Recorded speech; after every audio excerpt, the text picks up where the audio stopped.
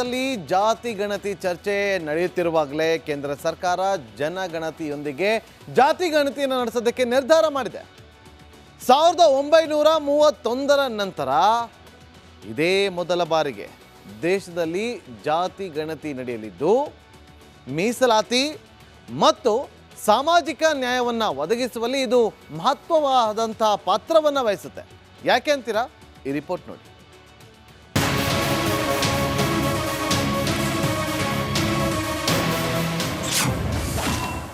ಸ್ವತಂತ್ರ ಭಾರತದಲ್ಲಿ ಮೊದಲ ಬಾರಿ ಜಾತಿ ಗಣತಿ.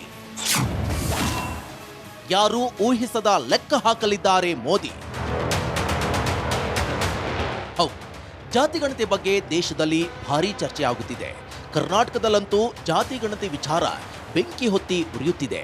ಇದೇ ಹೊತ್ತಲ್ಲಿ ಮೋದಿ ನೇತೃತ್ವದ ಕೇಂದ್ರ ಸರ್ಕಾರ ಮುಂದಿನ ವರ್ಷ ಜನಗಣತಿ ಜೊತೆ ಜಾತಿ ಗಣತಿ ನಡೆಸುವ ನಿರ್ಧಾರವನ್ನ ತೆಗೆದುಕೊಂಡಿದೆ.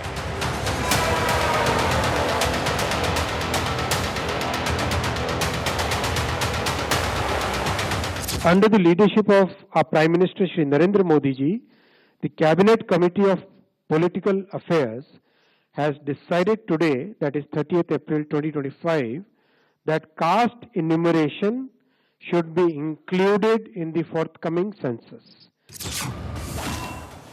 ಜಾತಿ ಗಣತಿ ಬೇಕೇ ಬೇಕು. ಜಾತಿ ಆಧಾರದಲ್ಲಿ ಜನರ ಅಂಕಿಅಂಶ ಸಂಗ್ರಹಿಸುವುದೇ ಜಾತಿ ಗಣತಿ. ಮೀಸಲಾತಿ ನೀತಿಗಳು, ರಾಜಕೀಯ ಪ್ರಾತಿನಿಧ್ಯಗಳು, ಸಾಮಾಜಿಕ ನ್ಯಾಯ ಒದಗಿಸುವಲ್ಲಿ ಜಾತಿ ಗಣತಿ ಪ್ರಮುಖ ಪಾತ್ರ ವಹಿಸುತ್ತದೆ. ರಾಜಕಾರಣದಲ್ಲೂ ಜಾತಿ ಗಣತಿ ಅವಶ್ಯಕವಾಗಿ ಬೇಕೇ ಬೇಕು. ಚುನಾವಣೆ ವೇಳೆ ತಂತ್ರ ರೂಪಿಸಲು ಈ ಲೆಕ್ಕ ಬೇಕು. ಹಿಂದುಳಿದ ವರ್ಗಗಳನ್ನ ಮೇಲೆತ್ತೋಕ್ಕೂ ಕೂಡ ಈ ಲೆಕ್ಕ ಸಹಕಾರಿಯಾಗಿರುತ್ತೆ.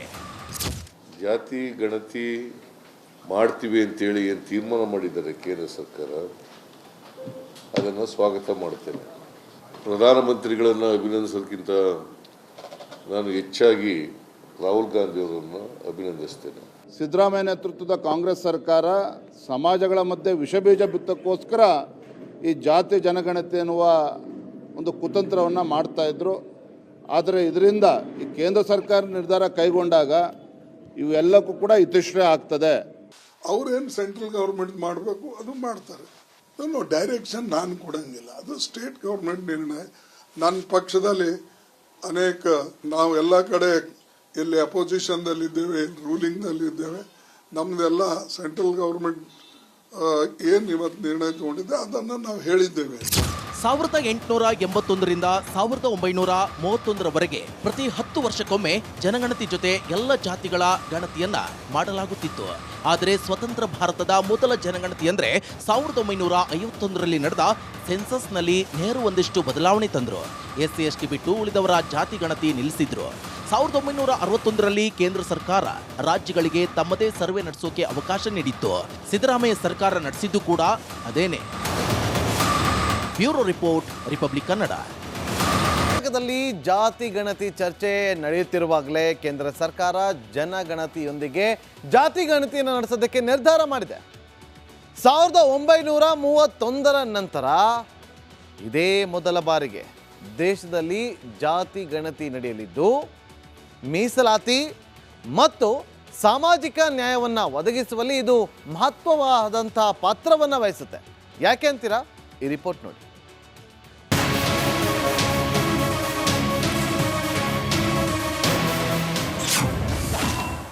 ಸ್ವತಂತ್ರ ಭಾರತದಲ್ಲಿ ಮೊದಲ ಬಾರಿ ಜಾತಿ ಗಣತಿ. ಯಾರು ಊಹಿಸದ ಲೆಕ್ಕ ಹಾಕಲಿದ್ದಾರೆ ಮೋದಿ. ಹೌದು, ಜಾತಿ ಗಣತಿ ಬಗ್ಗೆ ದೇಶದಲ್ಲಿ ಭಾರೀ ಚರ್ಚೆ ಆಗುತ್ತಿದೆ. ಕರ್ನಾಟಕದಲ್ಲಂತೂ ಜಾತಿ ಗಣತಿ ವಿಚಾರ ಬೆಂಕಿ ಹೊತ್ತಿ ಉರಿಯುತ್ತಿದೆ. ಇದೇ ಹೊತ್ತಲ್ಲಿ ಮೋದಿ ನೇತೃತ್ವದ ಕೇಂದ್ರ ಸರ್ಕಾರ ಮುಂದಿನ ವರ್ಷ ಜನಗಣತಿ ಜೊತೆ ಜಾತಿ ಗಣತಿ ನಡೆಸುವ ನಿರ್ಧಾರವನ್ನ ತೆಗೆದುಕೊಂಡಿದೆ.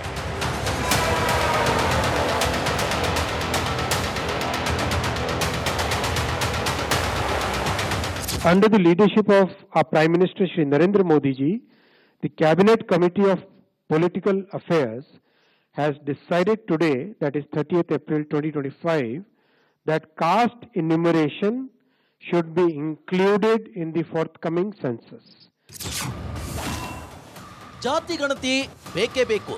ಜಾತಿ ಆಧಾರದಲ್ಲಿ ಜನರ ಅಂಕಿಅಂಶ ಸಂಗ್ರಹಿಸುವುದೇ ಜಾತಿಗಣತಿ. ಮೀಸಲಾತಿ ನೀತಿಗಳು, ರಾಜಕೀಯ ಪ್ರಾತಿನಿಧ್ಯಗಳು, ಸಾಮಾಜಿಕ ನ್ಯಾಯ ಒದಗಿಸುವಲ್ಲಿ ಜಾತಿಗಣತಿ ಪ್ರಮುಖ ಪಾತ್ರ ವಹಿಸುತ್ತದೆ. ರಾಜಕಾರಣದಲ್ಲೂ ಜಾತಿಗಣತಿ ಅವಶ್ಯಕವಾಗಿ ಬೇಕೇ ಬೇಕು. ಚುನಾವಣೆ ವೇಳೆ ತಂತ್ರ ರೂಪಿಸಲು ಈ ಲೆಕ್ಕ ಬೇಕು. ಹಿಂದುಳಿದ ವರ್ಗಗಳನ್ನ ಮೇಲೆತ್ತೋಕ್ಕೂ ಕೂಡ ಈ ಲೆಕ್ಕ ಸಹಕಾರಿಯಾಗಿರುತ್ತೆ. ಜಾತಿ ಗಣತಿ ಮಾಡ್ತೀವಿ ಅಂತೇಳಿ ಏನು ತೀರ್ಮಾನ ಮಾಡಿದ್ದಾರೆ ಕೇಂದ್ರ ಸರ್ಕಾರ, ಅದನ್ನು ಸ್ವಾಗತ ಮಾಡ್ತೇನೆ. ಪ್ರಧಾನಮಂತ್ರಿಗಳನ್ನು ಅಭಿನಂದಿಸೋದಕ್ಕಿಂತ ನಾನು ಹೆಚ್ಚಾಗಿ ರಾಹುಲ್ ಗಾಂಧಿ ಅವರನ್ನು ಅಭಿನಂದಿಸ್ತೇನೆ. ಸಿದ್ದರಾಮಯ್ಯ ನೇತೃತ್ವದ ಕಾಂಗ್ರೆಸ್ ಸರ್ಕಾರ ಸಮಾಜಗಳ ಮಧ್ಯೆ ವಿಷಬೀಜ ಬಿತ್ತಕ್ಕೋಸ್ಕರ ಈ ಜಾತಿ ಜನಗಣತಿ ಎನ್ನುವ ಒಂದು ಕುತಂತ್ರವನ್ನು ಮಾಡ್ತಾಯಿದ್ರು.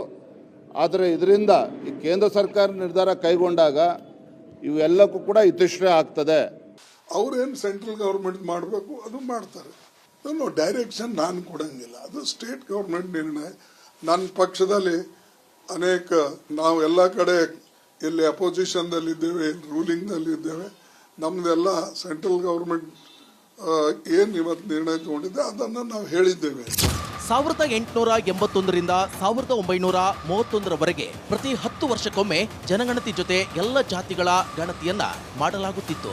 ಆದರೆ ಸ್ವತಂತ್ರ ಭಾರತದ ಮೊದಲ ಜನಗಣತಿ ಅಂದ್ರೆ 1951ರಲ್ಲಿ ನಡೆದ ಸೆನ್ಸಸ್ನಲ್ಲಿ ನೆಹರು ಒಂದಿಷ್ಟು ಬದಲಾವಣೆ ತಂದ್ರು. SC ST ಬಿಟ್ಟು ಉಳಿದವರ ಜಾತಿ ಗಣತಿ ನಿಲ್ಲಿಸಿದ್ರು. 1961ರಲ್ಲಿ ಕೇಂದ್ರ ಸರ್ಕಾರ ರಾಜ್ಯಗಳಿಗೆ ತಮ್ಮದೇ ಸರ್ವೆ ನಡೆಸೋಕೆ ಅವಕಾಶ ನೀಡಿತ್ತು. ಸಿದ್ದರಾಮಯ್ಯ ಸರ್ಕಾರ ನಡೆಸಿದ್ದು ಕೂಡ ಅದೇನೆ. ಕರ್ನಾಟಕದಲ್ಲಿ ಜಾತಿ ಗಣತಿ ಚರ್ಚೆ ನಡೆಯುತ್ತಿರುವಾಗಲೇ ಕೇಂದ್ರ ಸರ್ಕಾರ ಜನಗಣತಿಯೊಂದಿಗೆ ಜಾತಿ ಗಣತಿಯನ್ನು ನಡೆಸೋದಕ್ಕೆ ನಿರ್ಧಾರ ಮಾಡಿದೆ. 1931ರ ನಂತರ ಇದೇ ಮೊದಲ ಬಾರಿಗೆ ದೇಶದಲ್ಲಿ ಜಾತಿ ಗಣತಿ ನಡೆಯಲಿದ್ದು ಮೀಸಲಾತಿ ಮತ್ತು ಸಾಮಾಜಿಕ ನ್ಯಾಯವನ್ನು ಒದಗಿಸುವಲ್ಲಿ ಇದು ಮಹತ್ವವಾದಂಥ ಪಾತ್ರವನ್ನು ವಹಿಸುತ್ತೆ. ಯಾಕೆ ಅಂತೀರಾ? ಈ ರಿಪೋರ್ಟ್ ನೋಡಿ.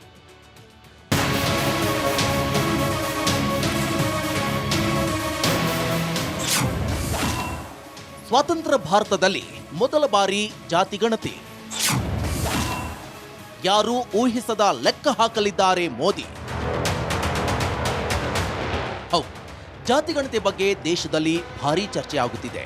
ಕರ್ನಾಟಕದಲ್ಲಂತೂ ಜಾತಿ ಗಣತಿ ವಿಚಾರ ಬೆಂಕಿ ಹೊತ್ತಿ ಉರಿಯುತ್ತಿದೆ. ಇದೇ ಹೊತ್ತಲ್ಲಿ ಮೋದಿ ನೇತೃತ್ವದ ಕೇಂದ್ರ ಸರ್ಕಾರ ಮುಂದಿನ ವರ್ಷ ಜನಗಣತಿ ಜೊತೆ ಜಾತಿ ಗಣತಿ ನಡೆಸುವ ನಿರ್ಧಾರವನ್ನ ತೆಗೆದುಕೊಂಡಿದೆ.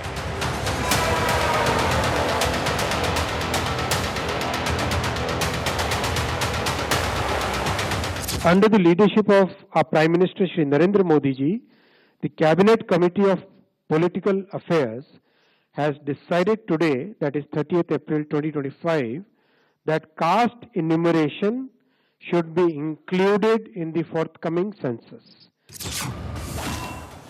ಜಾತಿ ಗಣತಿ ಬೇಕೇ ಬೇಕು. ಜಾತಿ ಆಧಾರದಲ್ಲಿ ಜನರ ಅಂಕಿಅಂಶ ಸಂಗ್ರಹಿಸುವುದೇ ಜಾತಿ ಗಣತಿ. ಮೀಸಲಾತಿ ನೀತಿಗಳು, ರಾಜಕೀಯ ಪ್ರಾತಿನಿಧ್ಯಗಳು, ಸಾಮಾಜಿಕ ನ್ಯಾಯ ಒದಗಿಸುವಲ್ಲಿ ಜಾತಿ ಗಣತಿ ಪ್ರಮುಖ ಪಾತ್ರ ವಹಿಸುತ್ತದೆ. ರಾಜಕಾರಣದಲ್ಲೂ ಜಾತಿ ಗಣತಿ ಅವಶ್ಯಕವಾಗಿ ಬೇಕೇ ಬೇಕು. ಚುನಾವಣೆ ವೇಳೆ ತಂತ್ರ ರೂಪಿಸಲು ಈ ಲೆಕ್ಕ ಬೇಕು. ಹಿಂದುಳಿದ ವರ್ಗಗಳನ್ನ ಮೇಲೆತ್ತೋಕ್ಕೂ ಕೂಡ ಈ ಲೆಕ್ಕ ಸಹಕಾರಿಯಾಗಿರುತ್ತೆ. ಜಾತಿ ಗಣತಿ ಮಾಡ್ತೀವಿ ಅಂತೇಳಿ ಏನು ತೀರ್ಮಾನ ಮಾಡಿದ್ದಾರೆ ಕೇಂದ್ರ ಸರ್ಕಾರ, ಅದನ್ನು ಸ್ವಾಗತ ಮಾಡ್ತೇನೆ. ಪ್ರಧಾನಮಂತ್ರಿಗಳನ್ನು ಅಭಿನಂದಿಸೋದಕ್ಕಿಂತ ನಾನು ಹೆಚ್ಚಾಗಿ ರಾಹುಲ್ ಗಾಂಧಿ ಅವರನ್ನು ಅಭಿನಂದಿಸ್ತೇನೆ. ಸಿದ್ದರಾಮಯ್ಯ ನೇತೃತ್ವದ ಕಾಂಗ್ರೆಸ್ ಸರ್ಕಾರ ಸಮಾಜಗಳ ಮಧ್ಯೆ ವಿಷಬೀಜ ಬಿತ್ತಕ್ಕೋಸ್ಕರ ಈ ಜಾತಿ ಜನಗಣತಿ ಎನ್ನುವ ಒಂದು ಕುತಂತ್ರವನ್ನು ಮಾಡ್ತಾಯಿದ್ರು. ಆದರೆ ಇದರಿಂದ ಈ ಕೇಂದ್ರ ಸರ್ಕಾರ ನಿರ್ಧಾರ ಕೈಗೊಂಡಾಗ ಇವೆಲ್ಲಕ್ಕೂ ಕೂಡ ಇತಿಶ್ರೇ ಆಗ್ತದೆ. ಅವ್ರೇನು ಸೆಂಟ್ರಲ್ ಗೌರ್ಮೆಂಟ್ ಮಾಡಬೇಕು ಅದು ಮಾಡ್ತಾರೆ. ನಾನು ಡೈರೆಕ್ಷನ್ ನಾನು ಕೊಡಂಗಿಲ್ಲ, ಅದು ಸ್ಟೇಟ್ ಗೌರ್ಮೆಂಟ್ ನಿರ್ಣಯ. ನನ್ನ ಪಕ್ಷದಲ್ಲಿ ಅನೇಕ ನಾವು ಎಲ್ಲ ಕಡೆ ಎಲ್ಲಿ ಅಪೋಸಿಷನ್ದಲ್ಲಿದ್ದೇವೆ, ಎಲ್ಲಿ ರೂಲಿಂಗ್ದಲ್ಲಿದ್ದೇವೆ, ನಮ್ಮದೆಲ್ಲ ಸೆಂಟ್ರಲ್ ಗೌರ್ಮೆಂಟ್ ಏನು ಇವತ್ತು ನಿರ್ಣಯ ತಗೊಂಡಿದೆ ಅದನ್ನು ನಾವು ಹೇಳಿದ್ದೇವೆ. 1881ರಿಂದ 1931ರವರೆಗೆ ಪ್ರತಿ 10 ವರ್ಷಕ್ಕೊಮ್ಮೆ ಜನಗಣತಿ ಜೊತೆ ಎಲ್ಲ ಜಾತಿಗಳ ಗಣತಿಯನ್ನ ಮಾಡಲಾಗುತ್ತಿತ್ತು. ಆದರೆ ಸ್ವತಂತ್ರ ಭಾರತದ ಮೊದಲ ಜನಗಣತಿ ಅಂದ್ರೆ 1951ರಲ್ಲಿ ನಡೆದ ಸೆನ್ಸಸ್ನಲ್ಲಿ ನೆಹರು ಒಂದಿಷ್ಟು ಬದಲಾವಣೆ ತಂದ್ರು. SC ST ಬಿಟ್ಟು ಉಳಿದವರ ಜಾತಿ ಗಣತಿ ನಿಲ್ಲಿಸಿದ್ರು. 1961ರಲ್ಲಿ ಕೇಂದ್ರ ಸರ್ಕಾರ ರಾಜ್ಯಗಳಿಗೆ ತಮ್ಮದೇ ಸರ್ವೆ ನಡೆಸೋಕೆ ಅವಕಾಶ ನೀಡಿತ್ತು.